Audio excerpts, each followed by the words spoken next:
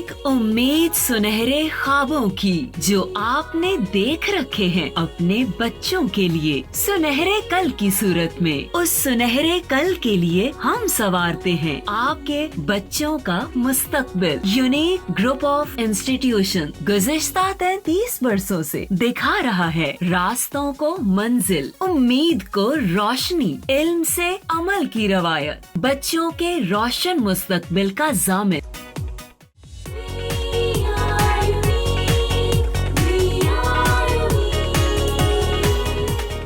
बिस्मिल्लाहिर्रहमानिर्रहीम। मैं सोबिया अमीन 9th class के ऑनलाइन लेक्चर के नेक्स्ट लेक्चर के साथ बेटा हम अपने रिवीजन सेशन के जो है लेक्चर्स को कवर अप कर रहे हैं। चैप्टर नंबर 1 से रिलेटेड कुछ लेक्चर्स हमारे हो चुके हैं। आज हमने नेक्स्ट लेंथ मेजरिंग इंस्ट्रूमेंट के बारे में पढ़ना है और लेंथ मेजरिंग इंस्ट्रूमेंट में हम पढ़ेंगे metre rule, measuring tape and vernier calliper.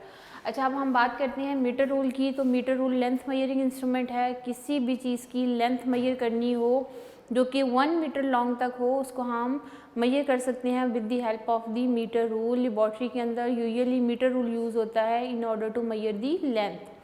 तो मीटर रूल 1 मीटर लॉन्ग होता है बेटा।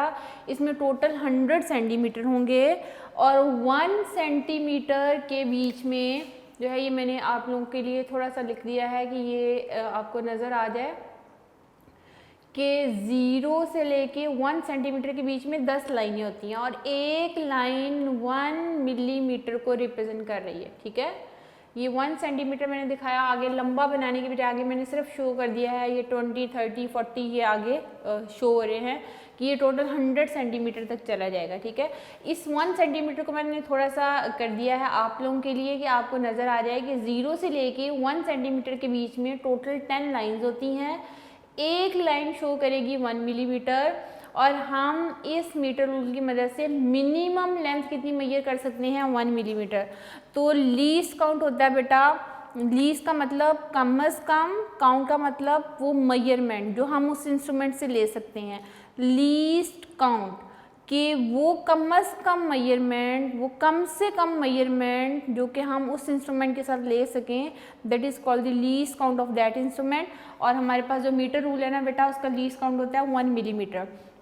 तो इसमें एक लाइन शो करती है 1 मिलीमीटर को, इससे कम हम मेजरमेंट नहीं ले सकते।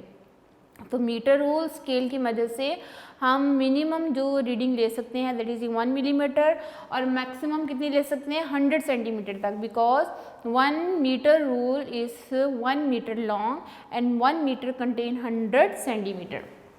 ये मैं लिख भी देती हूँ बेटा। 1 metre contain how many centimetres, 100 centimetre and 1 centimetre contain how many metre, 1 divided by 100 metre. तो अगर हमने मीटर से सेंटीमीटर में जाना है तो मल्टीप्लाई बाय 100 करेंगे और अगर सेंटीमीटर से मीटर में जाना है तो डिवाइडेड बाय 100 करेंगे। ये बड़ी इंपॉर्टेंट है दोनों चीज़ें। ये मैंने बहुत दफ़ा आप लोगों को न्यूमेरिकल्स में भी ये साथ साथ लिखी हैं ताकि आपको ये चीज़ें लर्न हो जाएं और इससे आप बहुत सारी कन्वर्जन कर सकते हो। मीटर को सेंटीमीटर में एंड सेंटीमीटर को मीटर में कन्वर्ट कर सकते हो। तो what is the least count of the meter rule? That is the 1 millimeter and 1 millimeter is the least measurement that can be measured with the help of the meter rule.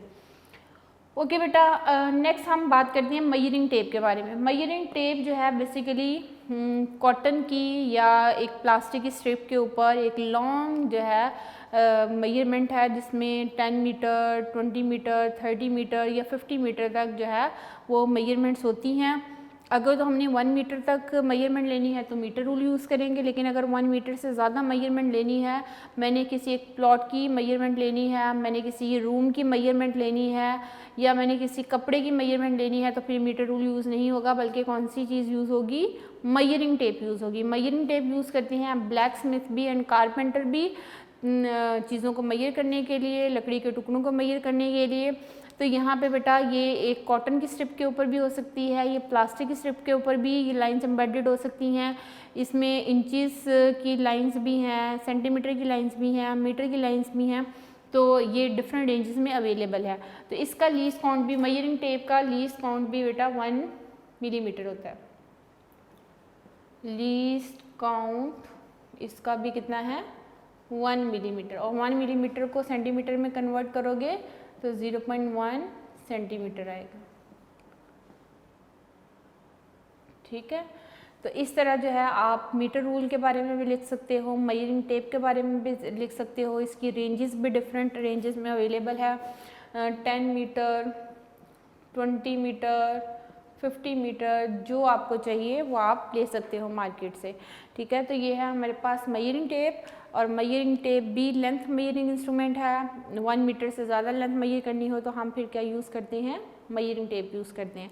अब हम बात करेंगे detail के साथ बेटा vernier caliper की। ये इंतहाई आसान है, आप लोगों ने 8th क्लास में भी ये चीज़ें पढ़ी हुई हैं, लर्न भी कर लिया होगा। अब हम वर्नियर कैलिपर की बात करते हैं। Vernier calliper is also the length measuring instrument. अगर हमने लेंथ मेजर करनी है जो कि 1 मिलीमीटर से कम हो तो फिर हम यूज़ करते हैं बेटा least count. Least count of vernier calliper different होता है as compare to metre rule and measuring tape. Measuring tape का लीस्ट काउंट था 1 मिलीमीटर, तो जो अगर हमने 1 मिलीमीटर से ज़्यादा एक्यूरेसी लेनी है तो फिर हम वर्नियर कैलिपर्स यूज़ करते हैं। ठीक है, वर्नियर कैलिपर बेटा हमें 1 मिलीमीटर के 10th पार्ट तक एक्यूरेट मेजरमेंट दे सकता है। 1 मिलीमीटर के 10th पार्ट तक एक्यूरेट मेजरमेंट दे सकता है कौन सा इंस्ट्रूमेंट, वर्नियर कैलिपर। यानी 1 मिलीमीटर से ज़्यादा अच्छी हमें चाहिए एक्यूरेसी, 1 मिलीमीटर से ग्रेटर एक्यूरेसी चाहिए तो फिर हम मीटर रूल नहीं यूज़ करेंगे, हम मेजरिंग टेप नहीं यूज़ करेंगे, हम एक और इंस्ट्रूमेंट यूज़ करेंगे that is called the vernier calliper. किसी भी चीज़ का इंटरनल डायमीटर कैलकुलेट करना है, अब ये मार्कर है इसका बेटा डायमीटर कैलकुलेट करना है तो कभी भी ये एक्यूरेटली मेजर नहीं होगा उससे मीटर रूल से या मेजरिंग टेप से। इसको हम मेजर कर सकते हैं with the help of the vernier calliper.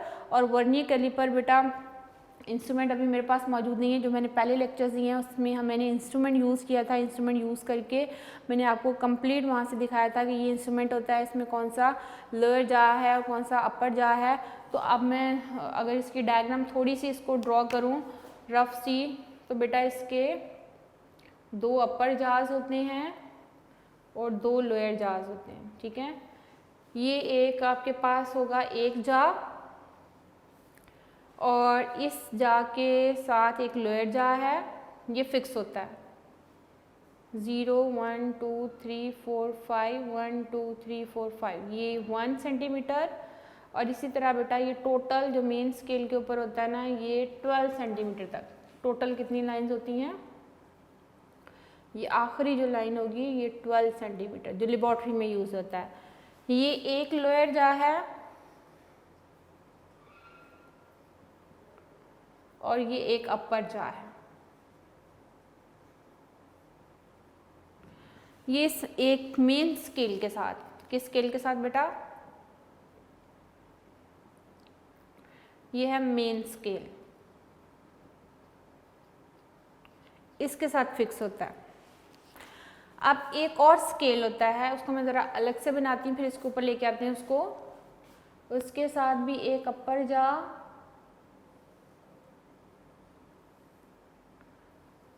और एक लोअर जा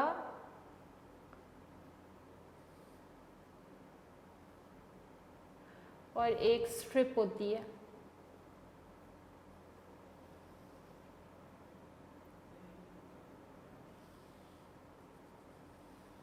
ये स्ट्रिप जो है बेसिकली किसी बीकर की किसी भी चीज़ की डेप्थ को कैलकुलेट करती है। इसके साथ भी एक अपर जा होता है, एक लोअर जा होता है और बेटा इसके ऊपर टोटल 10 लाइंस होती हैं।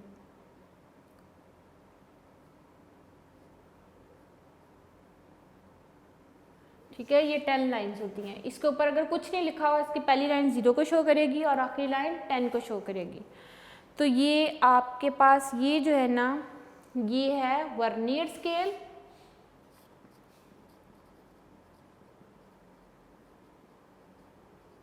ये वर्नियर स्केल का लोअर जा और ये क्या होगा, अपर जा।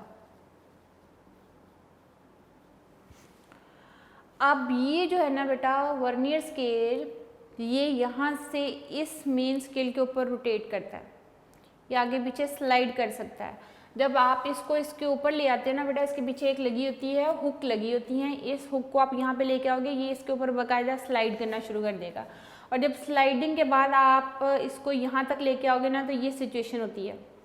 मैं इसको दूसरे कलर से बना देती हूँ ताकि आपको आइडिया हो जाए कि ये इतना पोर्शन जो है वो वर्नियर स्केल है।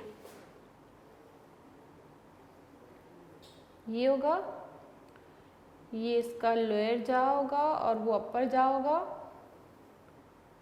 ठीक है। और इसका ऊपर ये स्केल इसका 1 2 3 4 5 1 2 3 4 एंड 5, ठीक है।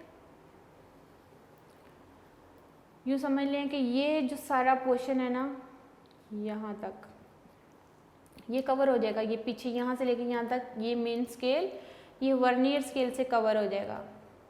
ये जो रेड कलर वाला पोर्शन मैंने बना दिया ना बेटा, this is the vernier scale. ये यहाँ से लेके यहाँ तक जो मेजरमेंट है ना मेन स्केल के ऊपर, ये कवर कर लेगा कौन सा स्केल, वर्नियर स्केल। बाकी ये पीछे छुप जाएंगी। तो इस तरह जो है आपके पास ये सिचुएशन आती है जब आप इन दोनों जार्स को क्लोज कर देते हो।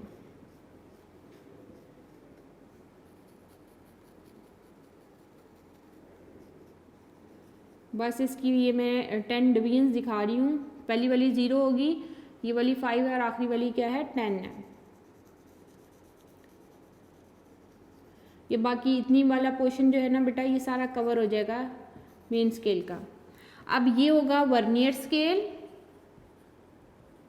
वो उसकी स्ट्रिप भी इस मेन स्केल के पीछे चली जाएगी। आप जैसे जैसे इसको खोलते जाओगे ना, वहाँ से स्ट्रिप भी बाहर निकलती जाएगी और ये जो वर्नियर स्केल है ना, ये बेटा पीछे की तरफ जाता जाएगा और आपको फिर रीडिंग यहाँ चेंज होना शुरू हो जाएगी।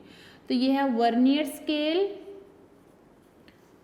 ये है मेन स्केल। वर्नियर स्केल के ऊपर कितनी लाइन्स हैं, 10 है। मेन स्केल के ऊपर 12 सेंटीमीटर तक है। ये दोनों जार्स कहलाते हैं लोअर जार्स और ये दोनों कहलाते हैं अपर जार्स, ठीक है। अब इसमें मैंने अलग अलग आपको बना के दिखाया बेटा। एक लोअर जा और एक अपर जा जो है किसके साथ फिक्स होता है, मेन स्केल के साथ, और एक लोअर जा और एक अपर जा किसके साथ होता है, वर्नियर स्केल के साथ। मेन स्केल फिक्स है, ये मूव नहीं कर सकता, लेकिन वर्नियर स्केल क्या कर सकता है, मेन स्केल के ऊपर स्लाइड कर सकता है।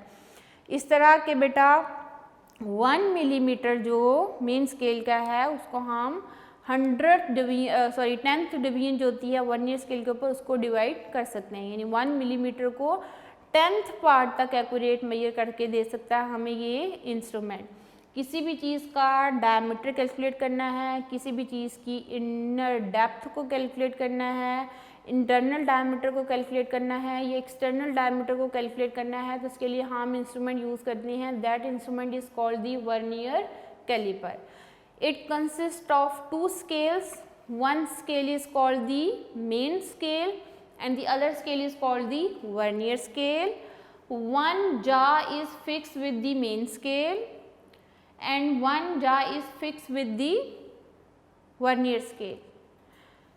As a whole, we can say that the lower jaws are used to find the external diameter of any cylinder, and upper jaws are used to find the internal diameter of any cylinder or any measuring cylinder or anything, and this strip is used to find the depth. This strip is used to find the depth of the beaker. किसी beaker की depth को find out करना है तो ये strip use होगी, ठीक है। Vernier scale is movable scale. It can slide over the main scale. Vernier scale has only 10 divisions, but main scale has division in millimeter as well as in centimeter. Clear होगी। आप इसकी construction में लिखोगे, diagram draw करोगे अगर long question आता है। उसके बाद बेटा हम बात करते हैं कि इंस्ट्रूमेंट अगर मौजूद है ना, इंस्ट्रूमेंट की बार बार यूज़, इसके यहाँ पे स्क्रूज होते हैं, पेच होते हैं, जिसको हम जो है वो टाइट करने के लिए यूज़ होता है कि हमने इन दोनों जार्स के बीच में जिसका डायमीटर कैलकुलेट करना उसको फिक्स करेंगे और यहाँ से इन पेज को जो है वो टाइट कर देंगे, तो वो फिर इन दोनों जार्स के बीच में फिक्स हो जाती है, चीज़ नीचे नहीं गिरती, डिस्प्लेस नहीं होती। तो अब हम बात करेंगे बेटा कि जब हमारे पास आता है एक इंस्ट्रूमेंट, तो आपने इंस्ट्रूमेंट को यूज़ करना होता है और यूज़ करने का मेथड आपको पता होना चाहिए। सबसे पहले तो बेटा हम इस इंस्ट्रूमेंट का लीस्ट काउंट फाइंड आउट करते हैं कि लीस्ट काउंट ये है मेन स्केल। अब हम इस इंस्ट्रूमेंट का लीस्ट काउंट करने का काउंट को फाइंड आउट करने का फॉर्मूला लिखते हैं। बेटा least count of the vernier calliper हम फाइंड करते हैं smallest division on the main scale. और आपको पता है ये जो मेन स्केल है ना बेटा, इसकी एक लाइन जो होती है वो 1 मिलीमीटर को शो करती है और 1 मिलीमीटर ही स्मॉलेस्ट डिवीजन है किसके ऊपर, मेन स्केल के ऊपर। तो smallest division on main scale, smallest division on main scale divided by the total divisions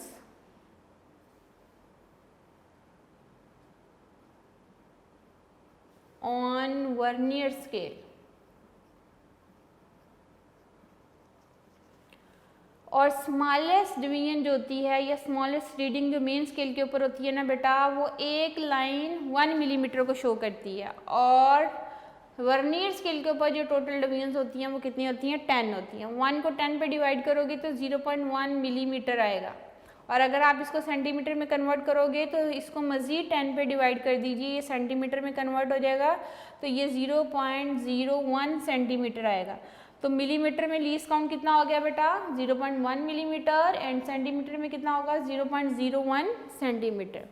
this formula is use to find the least count of the vernier calliper. क्या है formula बेटा, smallest division on main scale divided by the total division on the vernier scale. Main scale के ऊपर smallest division क्या है, 1 millimetre. Total division on the vernier scale कितनी है, 10। 1 को 10 पे डिवाइड करोगे कितना आएगा, 0.1 मिलीमीटर और इस मिलीमीटर को सेंटीमीटर में कन्वर्ट करोगे तो मज़ीद 10 पे डिवाइड कर दीजिए और उसके बाद बेटा 10 पे डिवाइड करोगे तो सेंटीमीटर में कितना आ जाएगा, 0.01 सेंटीमीटर। क्लियर, ये था method to find the least count of the vernier calliper. तो मैं इसका लीस्ट काउंट यहाँ सेपरेट लिख देती हूँ, फिर हम नेक्स्ट जाते हैं जीरो एरर्स को फाइंड आउट करने के लिए। Least count of vernier caliper,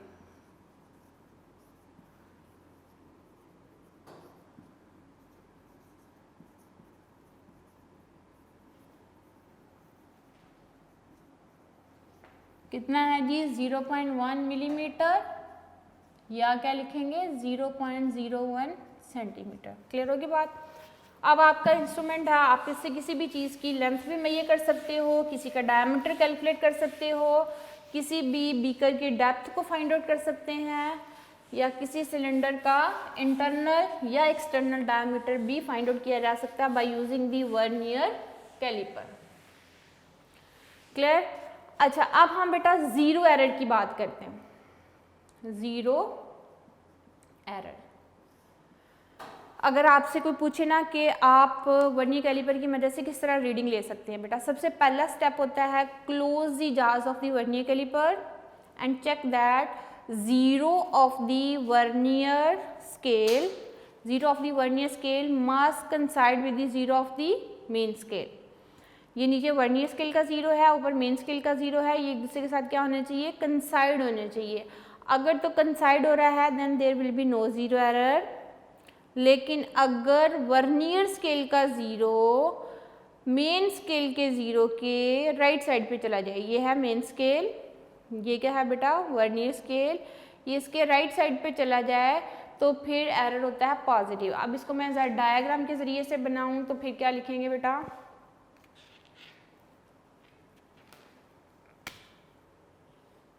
ये मैंने बनाया है main scale and vernier scale, ये बीच में मैंने लाइन लगाई, इधर वाला ऊपर वाला है main scale, MS stand for main scale and VS stand for vernier scale. ठीक है, ये शॉर्टकट कीज मैंने लिखी है, लेकिन आप लोगों ने पूरा लिखना होगा। जब आपने मार्क्स लेने हैं तो आपको पूरा लिखना पड़ेगा।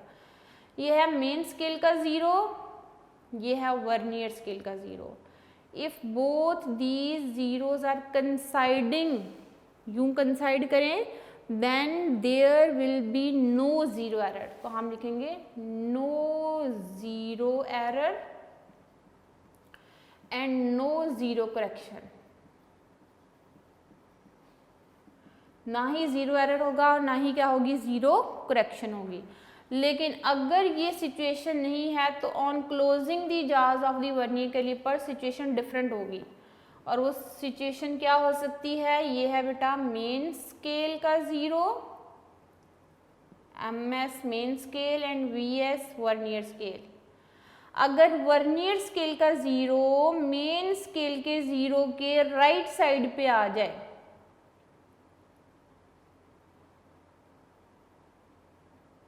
ठीक है, ये नीचे वर्नियर स्केल की 10 डिवीजन दिखा देते हैं क्योंकि वर्नियर स्केल की रीडिंग्स नोट करनी होती हैं, तो ये मैं आपको दिखा देती हूँ इसकी total 10 divisions. Okay, vernier scale का 0 मेन स्केल के 0 के राइट साइड पे आ जाए तो फिर बेटा पॉजिटिव ज़ीरो एरर होता है, पॉजिटिव ज़ीरो एरर। ठीक हो गया। और अगर एरर पॉजिटिव होता है ना बेटा, ये मैंने ZE शो किया है ज़ीरो एरर को, तो ज़ीरो करेक्शन नेगेटिव होती है। Zero correction is the negative of zero error. अगर एरर पॉजिटिव है तो करेक्शन क्या होगी बेटा, नेगेटिव होगी। ठीक है, तो ये मैंने ZC ज़ीरो करेक्शन के लिए लिखा है, ZE ज़ीरो एरर के लिए लिखा है। फिर से नोट कीजिए, ZE zero error and ZC zero correction. अगर ज़ीरो एरर पॉजिटिव है तो उसकी करेक्शन क्या होगी, नेगेटिव होगी। उसके बाद बेटा हम नेगेटिव ज़ीरो एरर की बात करते हैं। Negative zero error, negative zero error कब होता है इंस्ट्रूमेंट के अंदर बेटा, दोनों एरर एट ए टाइम एग्जिस्ट नहीं कर सकते। एक टाइम में एक ही एरर होगा, या तो पॉजिटिव होगा या नेगेटिव होगा या फिर एरर नहीं होगा। ये 3 सिचुएशन है। अगर तो बेटा ऐसा हो कि ऑन क्लोजिंग दी जार्स ऑफ दी वर्नियर कैलिपर, आपने दोनों जार्स को क्लोज किया तो मेन स्केल का 0 ये है और वर्नियर स्केल का 0 मेन स्केल के 0 के लेफ्ट साइड पे चला जाए। कहाँ चला जाए, लेफ्ट साइड पे चला जाए, तो एरर होता है नेगेटिव। तो एरर अगर नेगेटिव होगा ना बेटा, तो उसकी करेक्शन क्या हो जाती है, पॉजिटिव हो जाती है, because zero correction is the negative of zero error. अब इसको मैं समराइज करती हूँ, देखिए, if zero line of the main scale is exactly coinciding with the zero line of the vernier scale, then there will be no zero error. और अगर zero error की definition लिखोगे तो क्या लिखोगे, if zero line of the vernier scale does not coincide with the zero line of the main scale, then there exists zero error। ठीक है, अब उसके बाद हम positive and negative zero error की बात करते हैं, तो उसकी डेफिनेशन क्या लिखेंगे, if zero line of the vernier scale is on the right side of the zero line of main scale, then error will be positive, and if error is positive then its correction will be negative। उसके बाद अगली situation क्या है, if zero line of the vernier scale is on the left side of the zero line of main scale, then error will be negative and zero correction will be positive, because zero correction is the negative या inverse of the zero error. अच्छा, ये बेटा आपको positive error, negative error के बारे में बात कर दी है। अब इसके स्टेप्स क्या होते हैं, किस तरह हमने क्या चीज़ें नोट करनी होती हैं। सबसे पहला स्टेप क्या हुआ, क्लोज दी जार्स ऑफ दी वर्नियर कैलिपर, दोनों के जार्स को क्लोज कीजिए और क्लोज करने के बाद आप देखिए कि zero line of the main scale and vernier scale कंसाइड कर रही हैं। अगर कर रही हैं तो इट मीन्स कि आपके इंस्ट्रूमेंट के अंदर एरर मौजूद नहीं है। आप इसके साथ कोई भी मेजरमेंट ले लोगे तो मेजरमेंट आप इजीली जो है एक्यूरेट मेजरमेंट कहलाएगी और वही उसकी ऑब्जर्व एंड वही उसकी करेक्टेड मेजरमेंट होगी। लेकिन अगर ये सिचुएशन नहीं है तो फिर बेटा दूसरी सिचुएशन क्या होती है, या तो पॉजिटिव एरर होगा या क्या होगा, नेगेटिव एरर।